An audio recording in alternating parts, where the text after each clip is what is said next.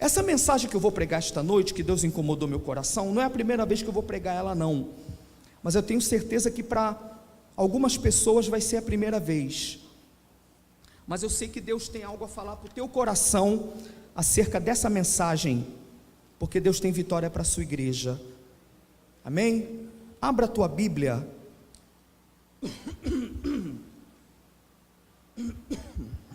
eu vou escolher o texto que o presbítero Humberto leu. Onde o presbítero Humberto fez a leitura devocional? Salmo 136.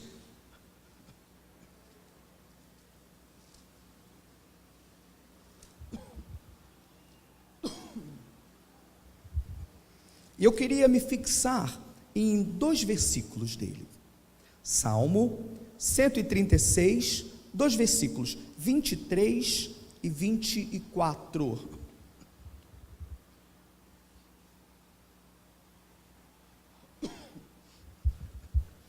Salmo 136, 23 e 24.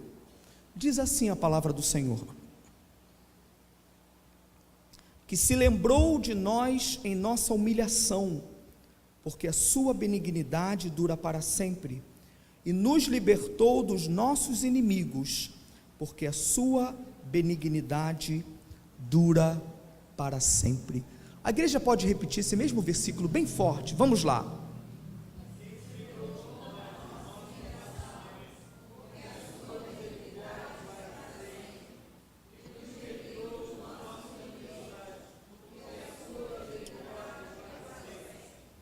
Toda glória, toda honra sejam dados ao teu nome, em concordância com a oração que o teu filho ministrou, Senhor. Nós pedimos que teu Espírito conduza esta mensagem para unicamente glorificação do nome de Jesus Cristo, para a vitória do teu povo, Senhor, para discernimento da tua palavra.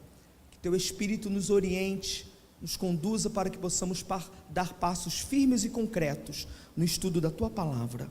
É o que nós te pedimos e agradecemos na intercessão do teu Santo Espírito e em nome de Jesus Cristo, e todos digamos amém. Querido, pode assentar com sua Bíblia aberta.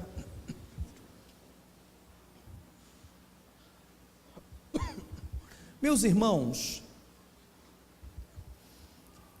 os 2 versículos que nós lemos, o 23 fala da ação de humildade do povo de Deus, e no versículo 24 fala da libertação que o povo de Deus recebeu. Não é isso que diz o versículo? Diz assim, ó, que se lembrou de nós em nossa humilhação, e no 24 diz, e nos libertou dos nossos inimigos, adversários. Essa humilhação do versículo 23 se desemboca em 2 coisas. Primeiro, se lembrou de nós em nossa humilhação, ou seja, é o estado de humilhação em que nós estávamos quando os nossos inimigos queriam nos destruir. A primeira interpretação correta que se faz é isso, né? Lembrou-se de nós em nossa humilhação, ou seja, Deus, o Iavé, o Eterno, Jeová, olhou para o povo de Deus em seu estado de humilhação, diante do desafio e diante da humilhação que os inimigos queriam colocar no povo de Deus. Segunda interpretação para essa humilhação, que se lembrou de nós em nossa humilhação, quer dizer, diante da astúcia e da ameaça do nosso inimigo, nós nos humilhamos, mas não diante dos nossos inimigos, nós nos humilhamos diante de Deus. Então, quando ele fala no versículo 23, se lembrou de nós em nossa humilhação, primeiro, significa, Deus olhou quando o inimigo estava nos ameaçando, Deus olhou para nós nesse estado de humilhação em que os inimigos queriam impor sobre nós. Segundo, e que se lembrou de nós diante da nossa humilhação, quer dizer, diante da ameaça do nosso inimigo, nós nos humilhamos diante de Deus. E quando nós nos humilhamos diante de Deus, cumpriu-se 24, que diz: por que nos humilhamos diante de Deus? 24, nos libertou dos nossos inimigos. A igreja pode dizer amém? A humilhação que os inimigos queriam nos impor, fez com que nós nos humilhássemos diante, não do inimigo, mas diante do Deus que nos livra do inimigo. E porque nos humilhamos diante do Deus que nos livra dos nossos inimigos, Ele nos livrou da mão dos nossos inimigos. Eu quero fazer uma lembrança de um rei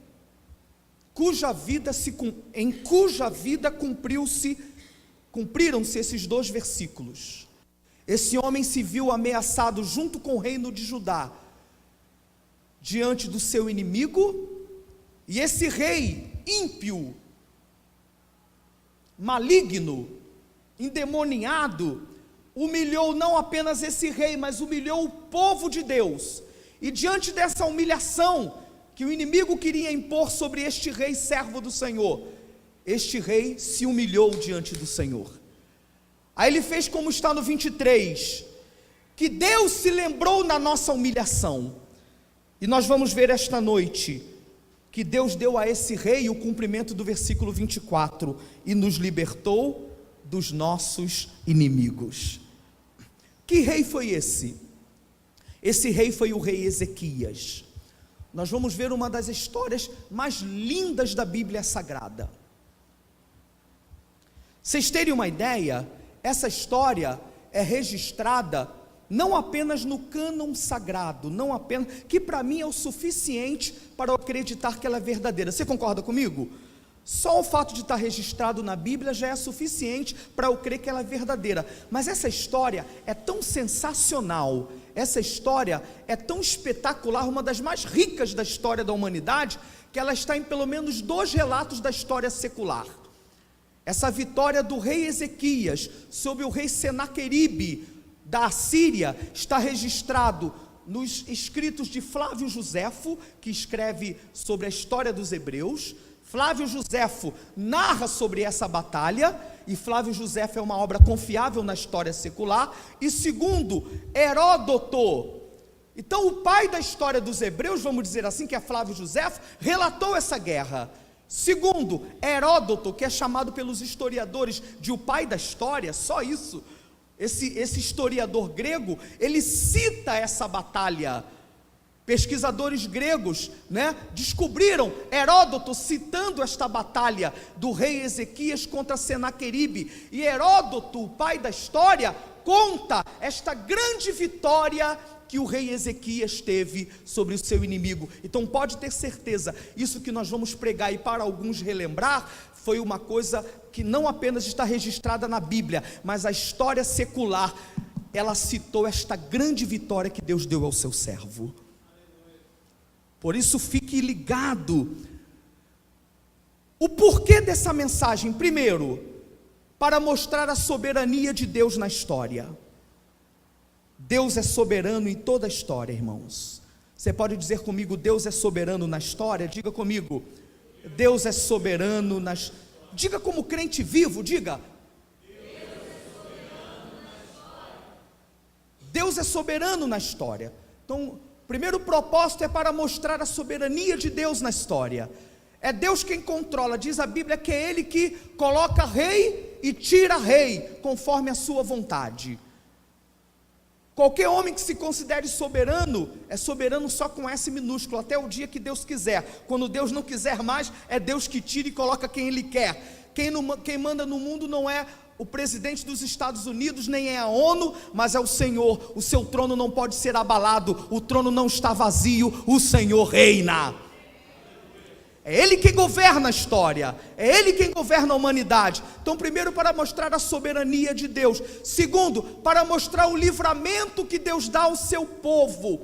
Deus cuida do seu povo, Deus vela pelo seu povo. Lá no Antigo Testamento, no Salmo 121 diz: eis que não tosquenejará, nem dormirá o guarda de Israel. Hoje o povo de Deus é a igreja.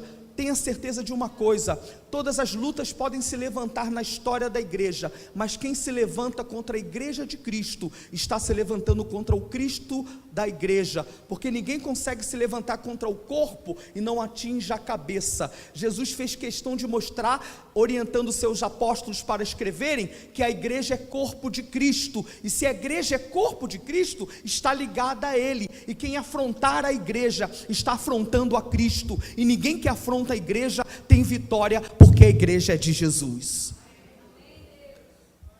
Terceiro, esta igreja aqui, especificamente, é de Jesus, portanto, quem afrontar-se contra esta igreja, estará afrontando-se contra Jesus. Então, outro propósito dessa mensagem, além de mostrar a soberania de Deus, é mostrar o cuidado de Deus pelo seu povo. Diga ao seu irmão, Deus cuida do seu povo, viu? Diga mais de uma pessoa, Deus cuida do seu povo. Quem crê nisso? Deus cuida do seu povo, o povo de Deus não está largado na história, irmãos. Engana-se quem pensa nisso. Deus cuida do seu povo. E terceiro, nós devemos identificar quem são os nossos inimigos. O Antigo Testamento tem que ser interpretado da seguinte maneira: você não pode pegar tudo ipsilitris e trazer para nós. Nós temos que pegar os princípios. Hoje nós temos que entender que a nossa guerra não é contra carne nem sangue, mas é contra as hostes espirituais da maldade que operam nas regiões celestiais. Eu quero que você interprete essa mensagem da vitória do rei Ezequias sobre o seu inimigo, não identificando A, B, C, D ou F, G, H humano. O teu único inimigo é o diabo. Amém, amados? A Bíblia diz: quanto depender de você, tem de paz com todos os homens. Mas se mesmo assim alguém quiser ser teu inimigo, a Bíblia diz que você deve virar a outra face. Então, a interpretação dessa mensagem é que você entenda: quem é o teu único inimigo? Quem é o teu único inimigo, irmão? É o diabo. E com ele não tem negociação não, viu? Eu soube uns anos atrás dos irmãos que estavam orando para Jesus salvar o diabo. Ora essa. Já pensou? Com o diabo não tem negociação, ele é inimigo e ponto final. A Bíblia fala que nós devemos estar atentos contra as astutas ciladas do diabo, e Jesus dá a vitória contra os nossos inimigos. Vamos ver alguma autenticação histórica dessa linda passagem da vitória do rei Ezequias sobre o seu inimigo, o rei Senaqueribe da Síria. Bom, nos relatos anais assírios, arquivos da própria Síria, Senaqueribe relata as invasões e também a invasão a Judá. Ou seja, os próprios relatos. O que eu vou dizer para você, irmão, já aconteceu mesmo na história, e a história comprova que foi verdade. Os próprios relatos assírios comprovam que essa guerra aconteceu. Segundo, Heródoto, como eu falei, o pai da história, faz menção da invasão de Senaqueribe ao reino de Judá no período do rei Ezequias. Que contexto histórico é esse? Primeiro, o mundo é dividido em impérios gentílicos. Um aluno de escola dominical vai saber responder isso bem. A Bíblia cita alguns impérios, por exemplo, o Império Egípcio foi um império mundial, né? Depois do Império Egípcio tem o Império Assírio, depois o Império Babilônico, depois o Império Grego, o Império Romano, depois o Império, né? Antes do Império Grego tem o Império Medo-Persa, que dominou o Império Babilônico, todos esses impérios, né? Então nós estamos no período do 8º século antes de Cristo, e é o período do domínio do império do reino assírio, que ficava na Mesopotâmia, tá certo? Então, hoje é a região do Iraque ali, né? Então, a Síria estava no domínio do planeta, 8º século antes de Cristo. No ano 725 antes de Cristo, um rei chamado Salmaneser V invadiu o reino do norte. Isso está registrado, não precisa ler agora, 2 Reis capítulo 17 versículo 3, no ano 725. Já no ano 722, Zarcão II decretou a derrota do reino do norte e requereu o crédito pela vitória. Isso também está registrado em 2 Reis 18, versículos 11 e 2. O que aconteceu aqui, irmãos? O Israel era dividido em dois reinos: o reino do norte, com capital em Samaria, e o reino do sul, com capital em Jerusalém. foi o cisma de Israel. O reino do norte entrou em idolatria e paganismo, desobediência e prostituição contra Deus. Deus permitiu que a Síria levasse o reino do norte para o cativeiro da Síria. Só que além da Síria levar o reino do norte como cativeiro, agora a Síria estava marchando contra outras nações, contra o Egito, contra reinos vizinhos, e estava indo, irmãos, em direção ao reino de Judá, em direção ao reino do sul. Então, o reino do sul toma conhecimento que o reino do norte tinha sido invadido e tinha sido derrotado. Agora, o povo de Deus, que era norte e sul, o norte agora estava em cativeiro, apenas o sul estava com a sua liberdade. Em 705, o rei Senaqueribe assume, e diz a Bíblia que ele começa a marchar e faz um cerco contra Jerusalém. Em 701 ele monta esse cerco. Ele domina o reino do Egito, da Fenícia, cidade da Filistia, e vai em direção ao reino de Judá. Muito bem, eu queria que você preparasse a tua Bíblia agora em 2 Reis capítulo 18, abra a tua Bíblia, 2 Reis capítulo 18, para vocês terem uma ideia, como o povo assírio era tão terrível. Diz a história que os assírios eram muito arrogantes, e o rei Senaqueribe era muito arrogante. Eles zombavam dos seus inimigos derrotados, eles queimavam e profanavam os seus deuses.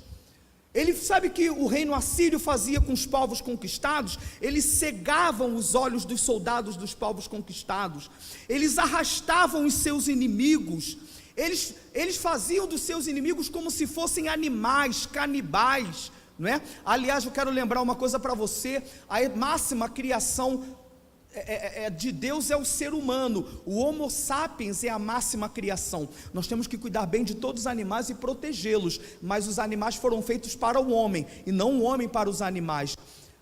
Estão invertendo muitas coisas. O ser humano precisa de remédio, viu, gente? Vocês entenderam o recado, né? As pessoas daqui a pouco tem cavalo, eu escrevi aqui há poucos dias, daqui a pouco tem cavalo montando em gente e frango comendo ser humano assado. Tem cuidado com essas coisas, né? Então o povo assírio era tão terrível que eles faziam dos seres humanos canibais, além deles cegarem seus inimigos, arrastarem seus inimigos. Diz a Bíblia que ele colocava anzol nos seus inimigos e puxava os seus inimigos como se eles fossem jumentos, como se fossem bois. E não apenas, isso aconteceu, está registrado na história, eles não apenas zombavam, mas como diziam o seguinte: onde está o teu Deus? Porque os povos antigos relacionavam muito a religião, tudo era relacionado à religião. Então, quando os assírios colocavam anzol nos inimigos, puxava, arrastava os inimigos, cegava os inimigos, zombava dos inimigos e dizia: onde está teu Deus? Teu Deus não pode te livrar, teu Deus não é nada. Isso foi feito com o reino do norte, foi feito com reinos antigos. E o rei Ezequias, um homem bom, um servo de Deus, está ouvindo o barulho de que o reino assírio está se aproximando. Imaginem a situação, irmãos. Agora vamos ver 2 Reis capítulo 18. O que Ezequias fez? Como era o rei Ezequias? Antes da invasão, o que fez Ezequias? Da tentativa de invasão. Sua Bíblia está aberta em 2 Reis 18? Diz assim, versículo 1. Ora, sucedeu que, no 3º ano de Oséias, filho de Elá, rei de Israel, começou a reinar Ezequias, filho de Acais, em Judá. Ou seja, Oséias reinando do norte e Ezequias reinando no sul. Nesse período a Síria domina o norte, estão entendendo? Versículo 2, tinha 25 anos quando começou a reinar, e reinou 29 anos em Jerusalém. Então eu vou perguntar à igreja: Ezequias era rei do sul ou do norte, igreja? Do sul. O reino do norte tinha sido levado para cativeiro. Mantenha a sua Bíblia aberta. ele fez o que era reto aos olhos do Senhor, conforme tudo o que fizera Davi seu pai. Tirou os altos, quebrou as colunas, deitou abaixo a Azerá, despedaçou a serpente de bronze que Moisés fizera, porquanto até aquele dia os filhos de Israel queimavam incenso, e chamou Neustã. O que eu quero dizer com isso? Antes da invasão do inimigo, Ezequias já estava preparado espiritualmente. Está ligado aí? Antes da invasão do inimigo, Ezequias já estava preparado espiritualmente. Esse homem, a história do reino do sul e do norte era uma verdadeira senoide. Levantava um rei que temia Deus, Deus abençoava o povo, ia lá para cima. Aí levantava-se outro rei que não temia Deus, aí o povo descia de novo. Aí, numa outra geração, levantava-se um rei que temia, aí Deus dava vitória ao povo. Mas depois levantava outro rei que não temia, o povo ia para baixo de novo. No meio dessa senoide, Deus levanta o rei Ezequias. Diz a Bíblia que ele era um rei bom, mais do que todos os que foram antes dele. E diz a palavra de Deus que ele tirou os ídolos.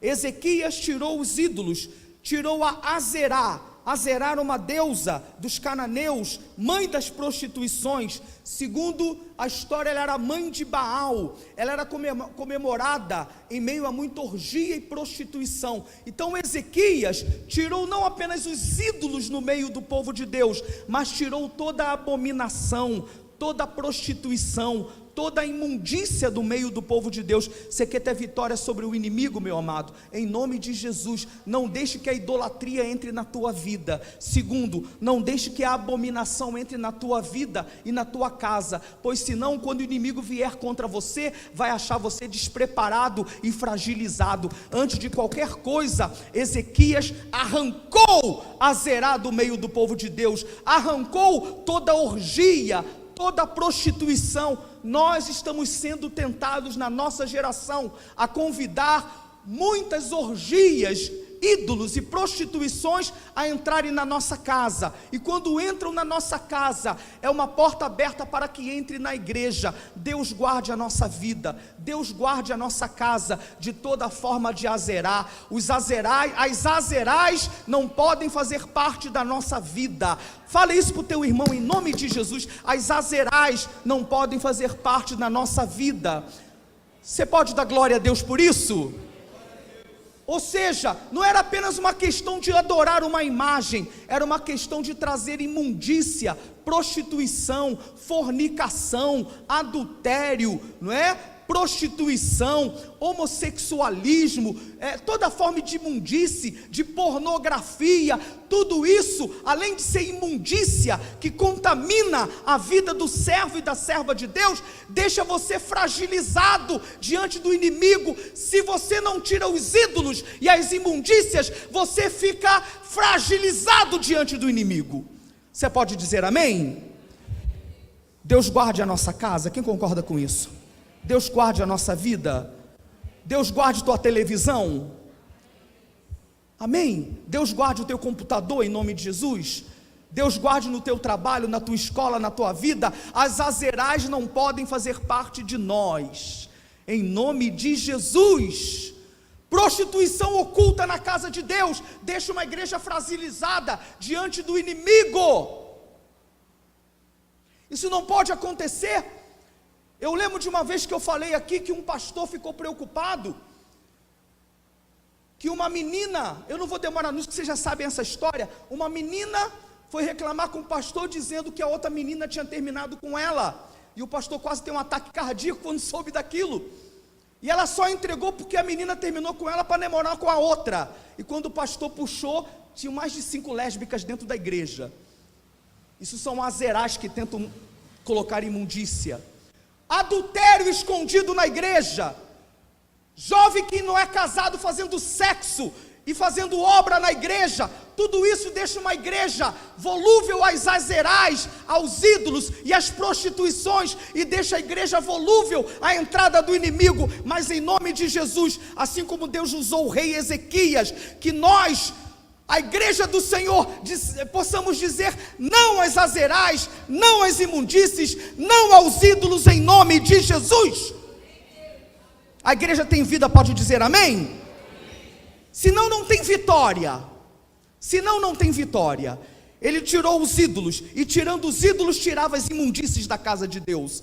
A tua casa é santa, a tua vida é santa, tudo em você é santo, até a roupa que você veste, ela é uma roupa santa, em nome de Jesus. Fale para o seu irmão, tudo em você é santo, meu irmão, diga, e pode dizer para mais de uma pessoa, tudo em você é santo, a igreja é santa. Deus quer que a Assembleia de Deus Central em Mesquita seja santa, em nome de Jesus.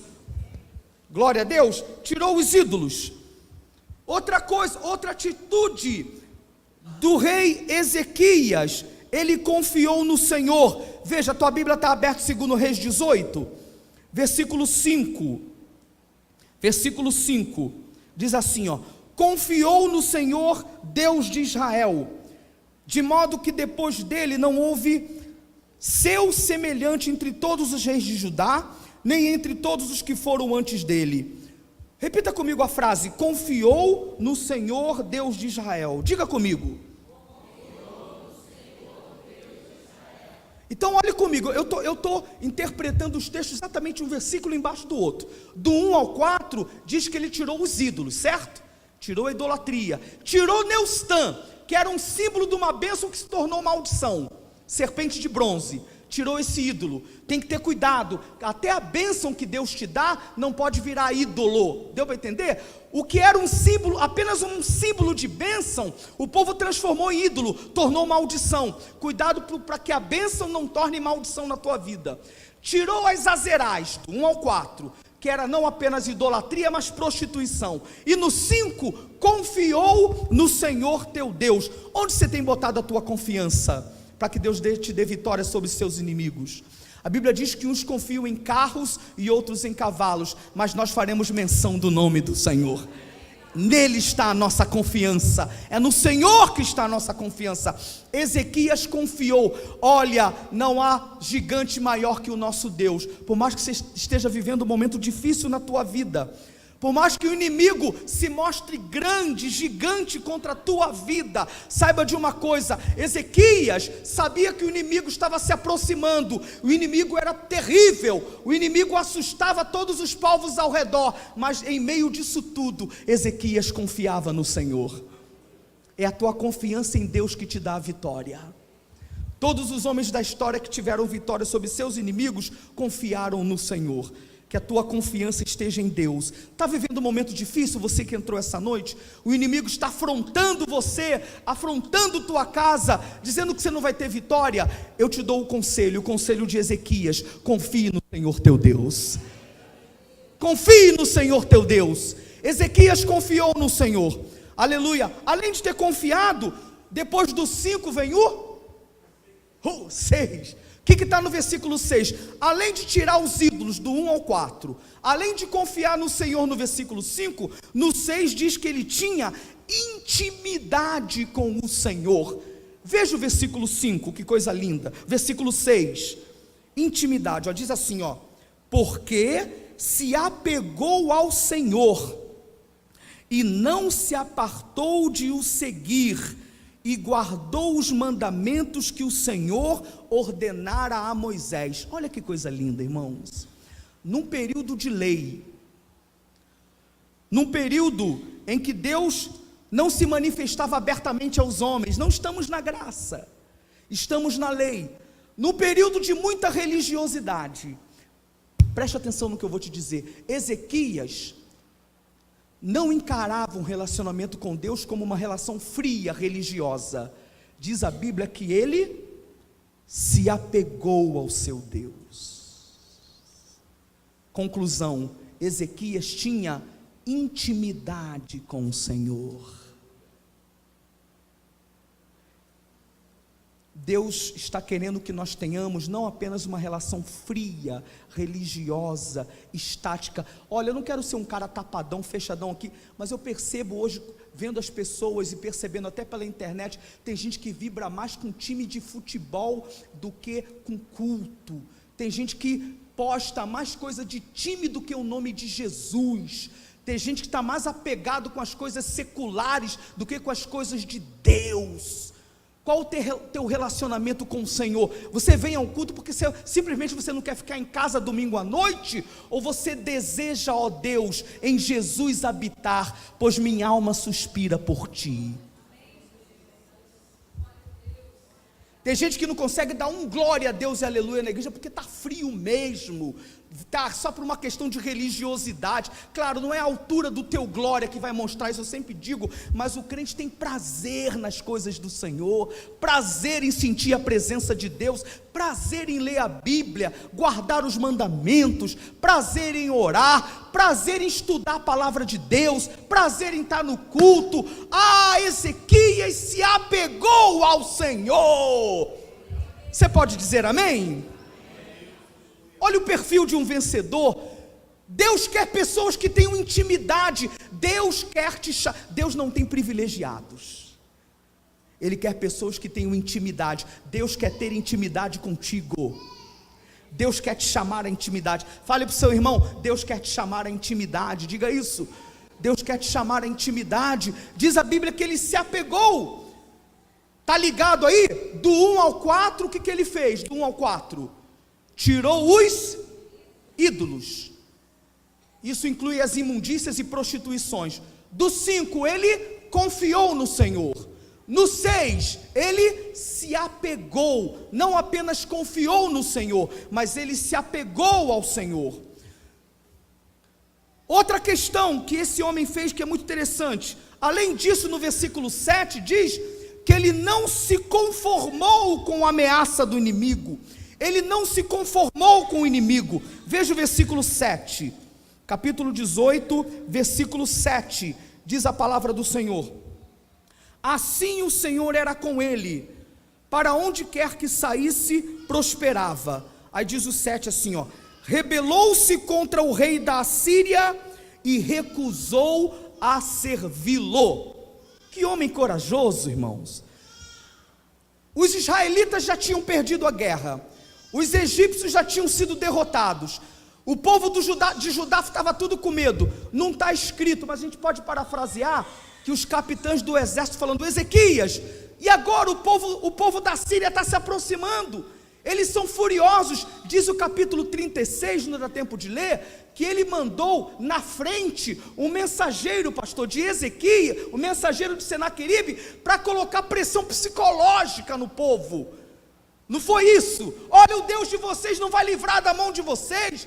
Quem é Ezequias? Nós já dominamos o reino do norte, nós já dominamos o Egito, nós já dominamos a Fenícia. Senaqueribe manda dizer, e gritando para ajudar, que vocês já estão derrotados e ameaçando o povo de Deus. Mas diz a Bíblia, no meio da afronta do inimigo, diz o texto sagrado, irmãos, que rebelou-se contra o rei da Síria e recusou a servi-lo. Quer dizer o seguinte: olha, eu me humilho diante do meu Deus, mas diante do diabo eu fico de pé, porque Deus me dá vitória.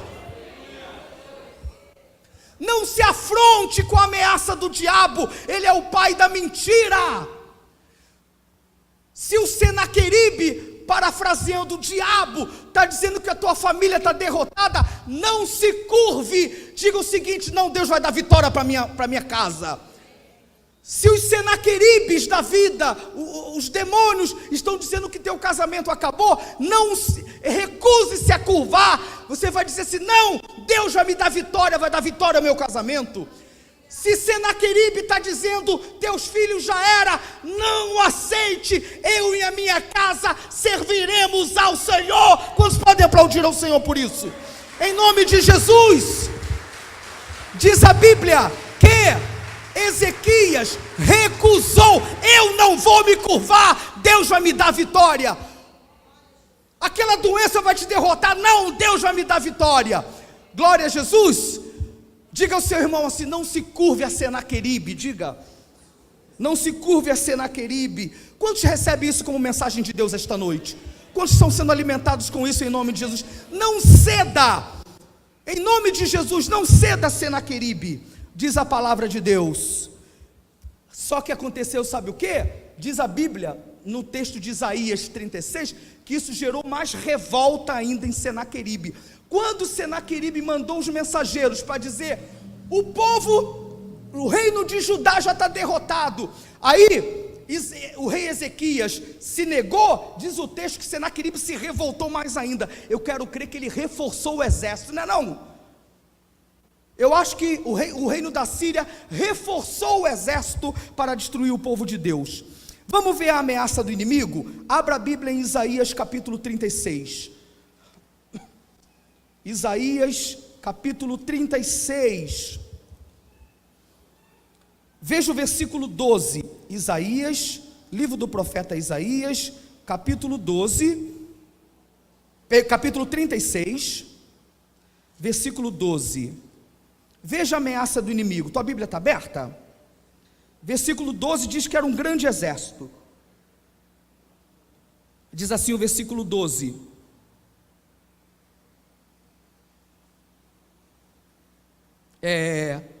Rabsaque, porém, disse: porventura mandou-me o meu senhor só ao teu senhor e a ti para dizer estas palavras, e não aos homens que estão assentados sobre o muro, que juntamente convosco hão de comer o próprio excremento e beber a própria urina?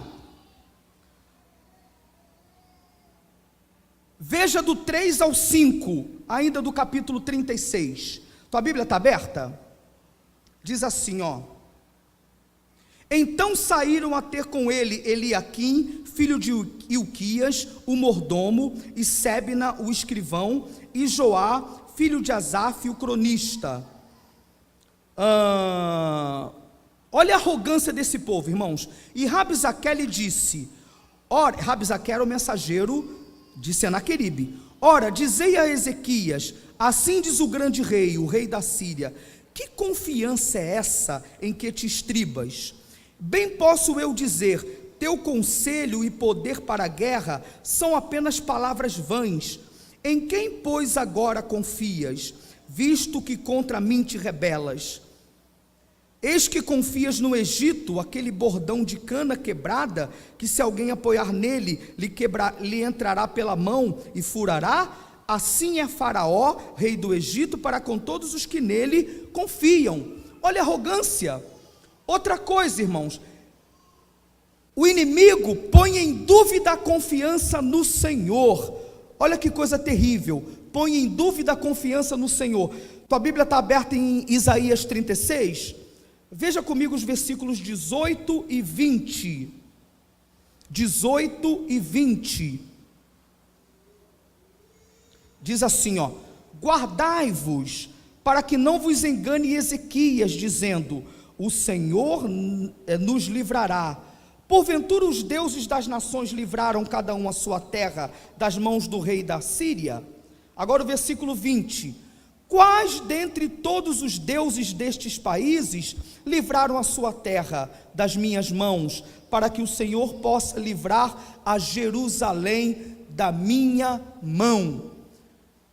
Capítulo 37, acompanhe comigo para você entender, irmão. Agora vai para o capítulo 37, versículo 10 a 13, 37, 10 a 13, leia comigo, é bom ler Bíblia em mensagem. 37, 10 a 13, assim falareis a Ezequias, rei de Judá: não te engane o teu Deus, em quem confias, dizendo: Jerusalém não será entregue nas mãos do rei da Síria. Eis que já tens ouvido o que fizeram os reis da Síria a todas as terras, destruindo-as totalmente, e serás tu livrado?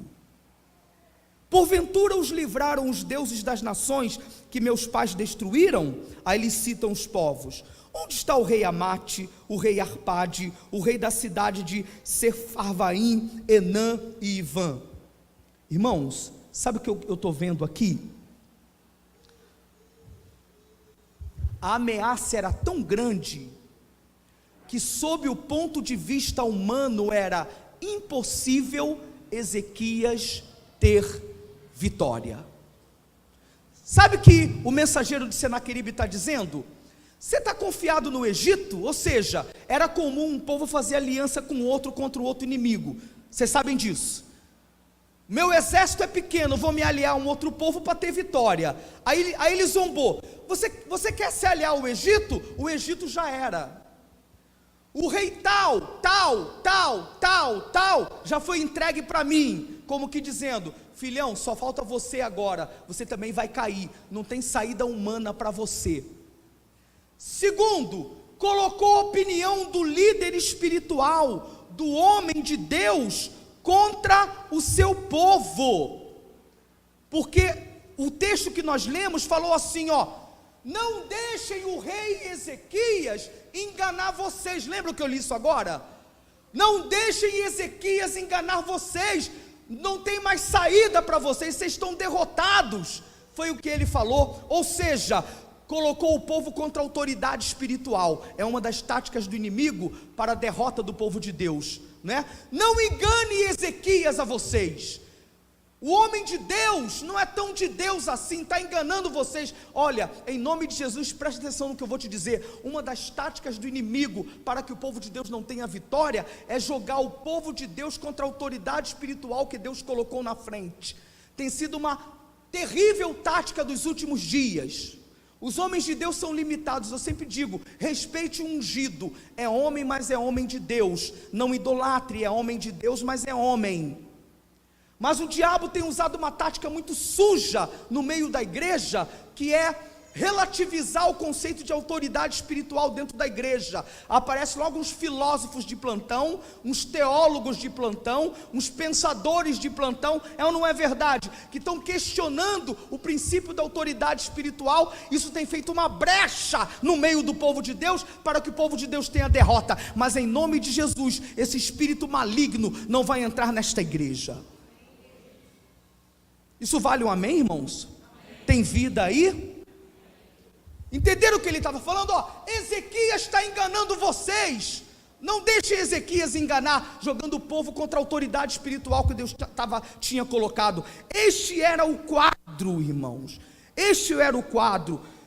Como ele estava percebendo que Ezequias não ia ceder, ele estava propondo paz com o inimigo.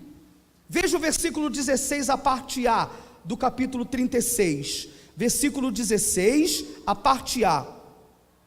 Ele diz o seguinte, propõe uma aliança ou paz com o inimigo, né?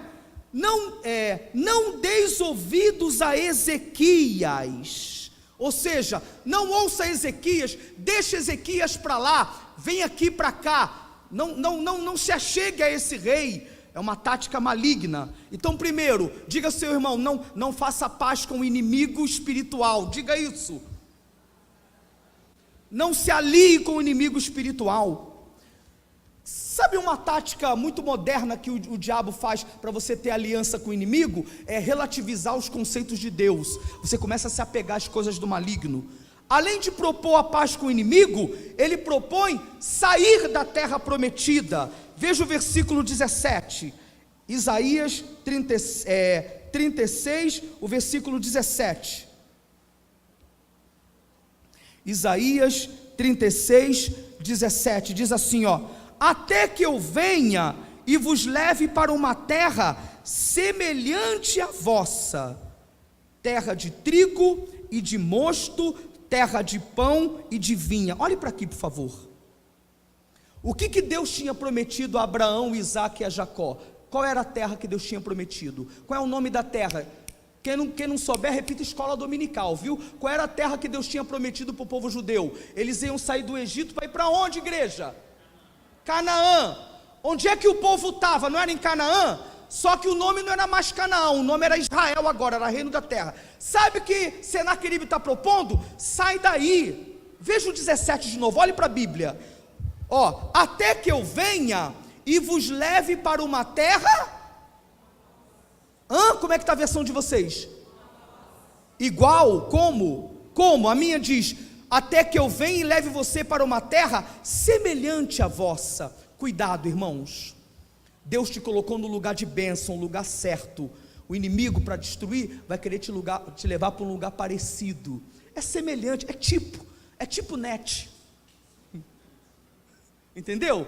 Não é, Deus te quer, não estou fazendo propaganda de nada, Deus te quer a net, é tipo net, entendeu aqui? Deus te deu a esposa, não vai para outra, é tipo a esposa, estão entendendo isso? É tipo a esposa. Deus te deu um ministério, não, é tipo o ministério. Deus diz que é X, não queridão, isso aí já mudou, faz Y, é tipo X, estão entendendo? É tipo X, é tipo a terra, não querido, se Deus disse X, é X, obedeça a voz do Senhor, não abandone, não saia do lugar da bênção, glória a Deus. Queriam levar para uma terra parecida, perigoso isso, muito perigoso. Bom, ação de Ezequias, já concluindo essa mensagem, o que Ezequias fez? Primeiro, a gente viu toda a ameaça de Senaqueribe, certo?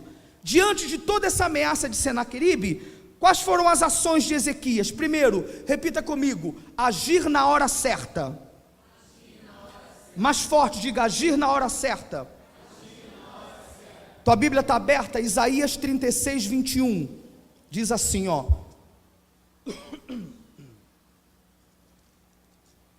Isaías 36, 21. Eles, porém, eles quem? O povo de Deus. Olha o que Ezequias mandou fazer. Eles, porém, se calaram e não lhe responderam palavra. A parte B diz, porque havia mandado do rei dizendo, não lhe respondas. Que coisa interessante, né, pastor? O mensageiro de Senaqueribe ficou horas esbravejando, irmão, fica ligado aqui, que eu sei que nós estamos numa época que as coisas têm que ser muito dinâmicas, hoje os crentes estão difíceis até prestar atenção em uma hora de mensagem, mas olha o que Deus está falando esta noite, o povo ficou mais de uma hora sendo só bombardeado, estão entendendo?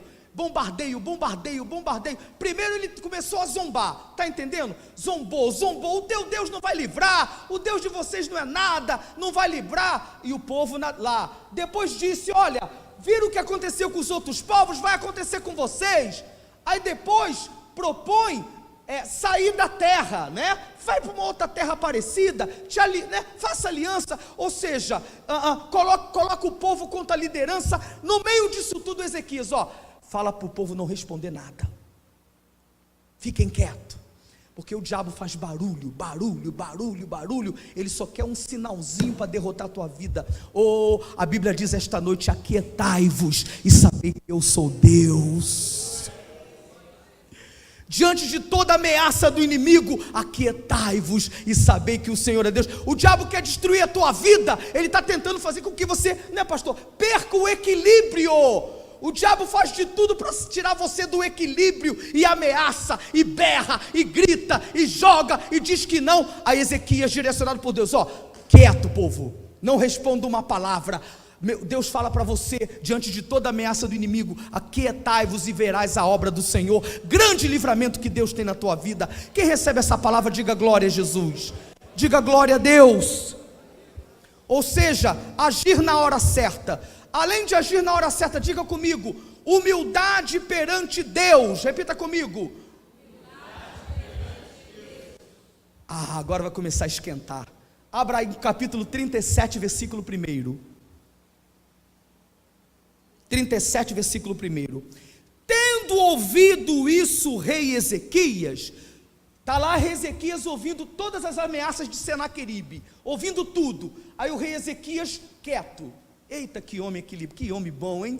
Misericórdia. Quantas vezes a gente é bombardeado já, aí o diabo sabe que a gente está sendo atingido e faz a gente perder a razão do que a gente fala.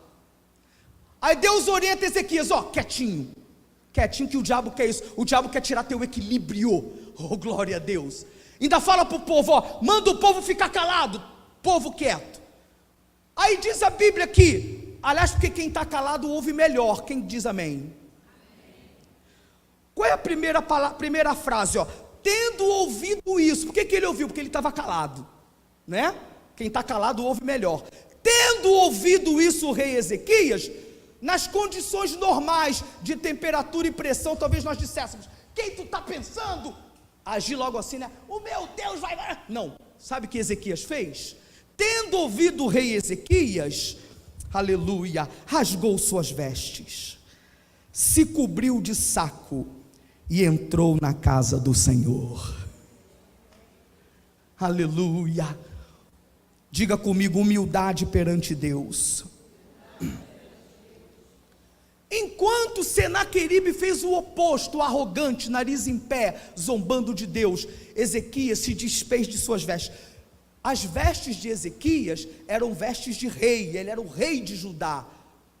Quando viu a ameaça do inimigo, ele tirou as vestes de rei, pegou vestimentas de saco, lembrou que é pó e cinza, pôs cinza na cabeça e entrou na casa do Senhor. Aleluia. Humildade diante de Deus. Diante da arrogância do inimigo, humilhe-se perante Deus. Diante da soberba do inimigo, proste-se diante de Deus. Em meio à soberba do adversário, se proste diante do teu Deus. Amém? Outra, foi a pessoa certa. Capítulo 37, do 2 ao 4, diz assim: também enviou Eliaquim, o mordomo, a Sebna, o escrivão, e os anciãos dos sacerdotes, cobertos de saco de cinza, para quem? A Isaías, filho de Amós, o profeta, para lhe dizerem: assim diz Ezequias, este dia é dia de angústia, e de vitupérios, e de blasfêmias, porque chegados são os filhos ao parto, e a força não há para dar à luz. Porquanto o Senhor teu Deus terá ouvido as palavras de Rabsaque, a quem enviou o rei da Síria, seu amo, para afrontar o Deus vivo, e para o vituperar com as palavras que o Senhor teu Deus tem ouvido. Faze oração pelo resto que ficou. Sabe o que Ezequias fez? Além de ter se prostrado diante de Deus, ele foi a pessoa certa. Quem era a pessoa certa? O profeta, o homem de Deus, o profeta Isaías. No meio da afronta, ele não foi a B, C, pessoas que não poderiam resolver, pessoas que não tinham peso espiritual, pessoas que não poderiam acrescentar espiritualmente, não ia ajudar nada. O rei Ezequias ficar para A, para B, ele lembrou do profeta de Deus, do homem de Deus, do homem do Senhor, o servo do Senhor, e foi a pessoa certa, foi o profeta do Senhor. Que você possa ir a pessoa certa na hora certa. Lá estava o profeta Isaías, o homem do Senhor. Amém? Outra, ele clamou ao Senhor. Veja os versículos 14 e 15. Uma das orações mais lindas da Bíblia, capítulo 37, 14 e 15, diz a palavra do Senhor: recebendo, pois, Ezequias as cartas das mãos dos mensageiros, e lendo-as, subiu à casa do Senhor, e Ezequias as estendeu perante o Senhor, e orou Ezequias ao Senhor, dizendo... Aí tem as orações lindas, a oração linda que Ezequias faz. Ezequias pega a carta da afronta e apresenta diante de Deus. Como é importante nesse momento de dificuldade clamar ao Senhor, irmão. Você está nesse momento diante do problema, ou diante do Deus que pode resolver o problema? Não fique diante do problema, mas apresente o problema diante de Deus. Coloque a afronta diante do Senhor. E ele teve discernimento espiritual. Olha o que diz o versículo 16. Olha que lindo. Tua Bíblia está aberta? Versículo 16. Ó Senhor dos exércitos, Deus de Israel, tu que estás assentado sobre os querubins, só tu és Deus de todos os reinos da terra. Tu fizeste o céu e a terra. Sabe o que ele está dizendo? Senhor, Senaqueribe está sendo arrogante, mas tu fizeste toda a terra. Senaqueribe não é nada diante da tua soberania. Uma palavra tua e Senaqueribe cai. Quantos creem nisso? um sopro do Senhor e Senaqueribe cai. Diz a Bíblia que Jesus vai destruir o anticristo com a palavra da sua boca. Já pensou isso, amado? Não há rei soberano diante da soberania do Eterno. Não há poder que subsista diante do poder de Deus. Teu Deus é maior do que qualquer soberano da terra. Quem crê nisso, abra tua boca e glorifica o Senhor. Teu Deus é maior do que todos, meu irmão. É isso que Ezequias está dizendo. É isso que ele está dizendo. Verdade, olha só. Ouve todas as palavras de Senaqueribe, as quais ele mandou para afrontar o Deus vivo. Sabe o que ele está dizendo? Senhor, Senaqueribe não está me afrontando não. Que coisa, né? Senaqueribe não está me afrontando não, Senhor. Senaqueribe está afrontando ao Deus de Abraão, Isaque e Jacó. Senhor, Senaqueribe está afrontando a ti, ó Deus. Não é contra mim que ele está se levantando, é contra o Senhor. Ezequias faz essa oração a Deus. Que tremendo, né, irmãos? Aí diz o versículo 18: verdade é, Senhor, que os reis da Síria têm assolado todos os países da sua terra e lançado no fogo os seus deuses. Olha que lindo, sabe por que tem lançado? Ele diz, porque deuses não eram, aleluia. Senhor, esses deuses que Senaqueribe queimou, só queimou porque não eram deuses, mas obra das mãos de homem, madeira e pedra, por isso destruíram. Agora, pois, ó Senhor nosso Deus, livra-nos da sua mão, e todos saibam que só o Senhor é Deus. Aleluia! Ele está dizendo, meu Deus, que Senaqueribe queimou os outros deuses, porque deuses não eram, mas ninguém pode queimar o Deus que habita no meio do verdadeiro fogo, o Deus que é um fogo consumidor.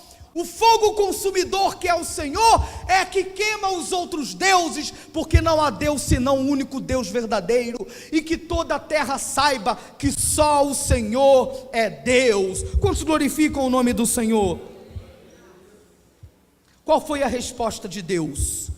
Qual foi a resposta do Senhor? Capítulo 37. Deus lembra a Ezequias que a causa é do Senhor. Diga comigo, a causa é do Senhor. Olha o que diz os versículos 21 e 23. 37, 21 e 23 diz assim, ó. 37, 21 e 23. Olha que lindo. Então Isaías, filho de Amós, mandou dizer a Ezequias, preste atenção: assim diz o Senhor Deus de Israel: porquanto me fizeste a tua súplica contra Senaqueribe, rei da Síria. Vou pular para o 23. A quem afrontaste? E de quem blasfemaste? Contra quem alçaste a voz e ergueste os teus olhos do alto? Contra o Santo de Israel. Sabe o que Deus está dizendo aqui? Isaías diz ao rei Ezequias que Senaqueribe não está se afrontando contra Ezequias, Senaqueribe está se afrontando contra mim. Quem se levanta contra o povo de Deus está se levantando contra o próprio Deus. A causa é do Senhor. Esta causa é do Senhor.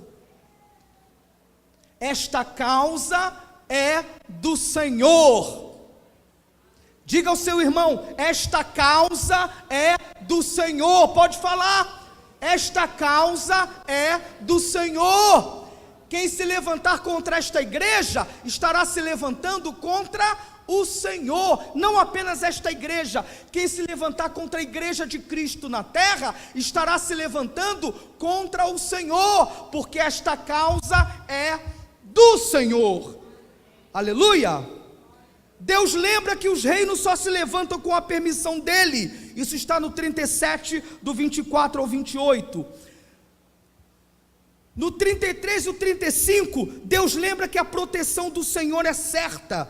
Veja, 37, do 33 ao 35, diz assim, 33 ao 35, a proteção do Senhor é certa, louvado seja o nome do Senhor. Diz assim, portanto assim, diz o Senhor acerca do rei da Síria, não entrará nesta cidade, nem lançará nela flecha alguma, tampouco virará perante ela com escudo, ou levantará contra ela tranqueira.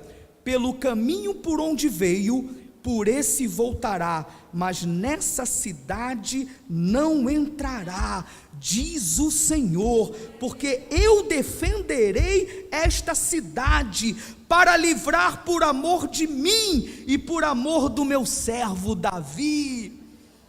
Irmãos, olha que coisa linda na história, diante de uma das maiores ameaças contra o povo de Deus na história, e que poderia eliminar Israel para sempre da história, porque o reino do norte já estava caído.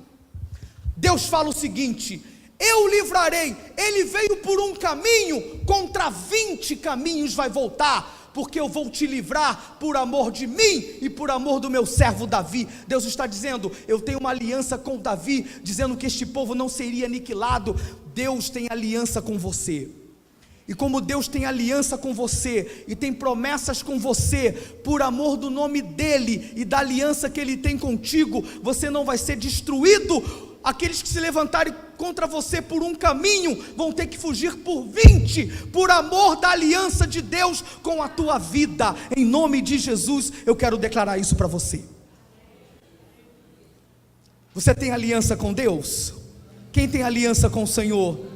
Se você tem aliança com Deus, saiba de uma coisa: Deus protege a tua vida por amor à aliança que Ele tem. O berite de Deus é eterno, e Deus está prometendo que guardaria o seu povo. Que coisa linda!